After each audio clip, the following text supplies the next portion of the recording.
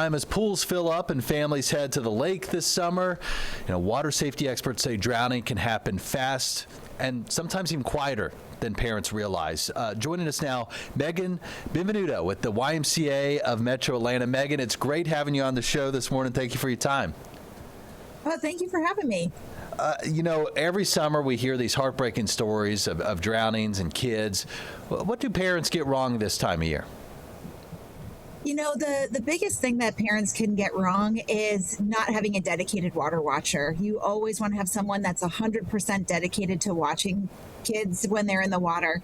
So that means screens down, eyes up, 100% focused on what's going on. And if you want to check your email or find out what's going on online, have somebody else watch the kids.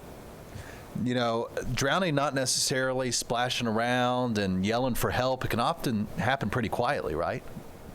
It can happen in an instant, and it doesn't look like it does in the movies with like big arms flailing around and lots of staying at the surface. It's normally panicking, swallowing water, and just going underwater really quietly. So that's why you want to have someone that's paying attention to where kids are. You want to make sure that the kids are wearing life vests if they don't know how to swim.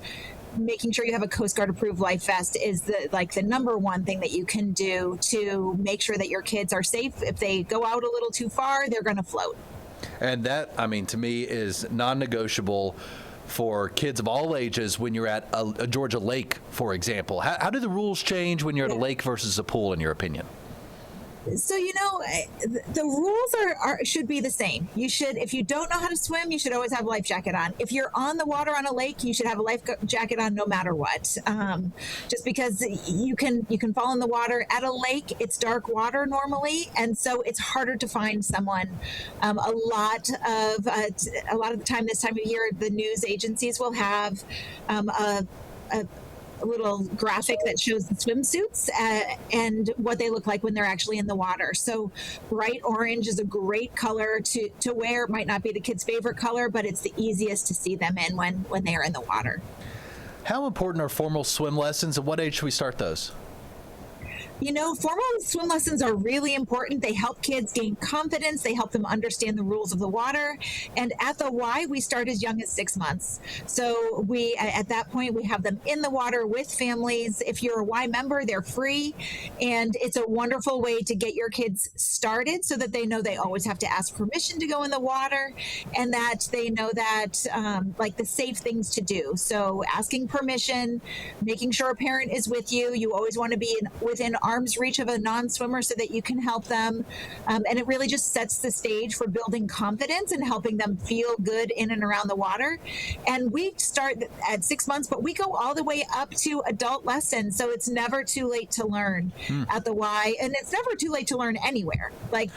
Swimming is a lifetime skill. It will always help you feel better. It's a great exercise. It's a wonderful thing to be able to do. So true. I'm a former high school swimmer, still love the pool these days, and I got a 3-year-old and a 1-year-old. I just signed up for swim lessons this summer, so you got to get them started young. Megan, I got to ask you, because this is a story I've done before, disparity in drownings, and I checked the CDC last night, and they said for black people under the age of 30, drowning rates are 1.5 times higher than white people of the same ages. We could talk about the whys forever, but what do you think the fix is? The fix is swim lessons.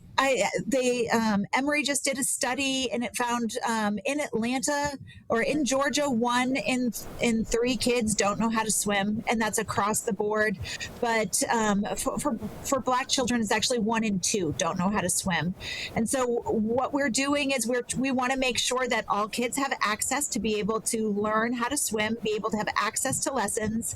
So the Ys are open. We removed our membership requirement. You don't have to be a member to take lessons, but just finding a place that you can go that's trusted, and a lot of families trust the Y. That was also in the study that we're considered a trusted partner. Mm-hmm. So finding a place that you feel comfortable bringing your kids so that they have those skills. They don't have to be a high school swimmer or an Olympic swimmer, but you want them to be able to get to safety if there's a problem. So if they get pushed into a pool at a pool party, they can get to the side of the pool. Yeah, so important. Megan, thank you very much for your time this morning.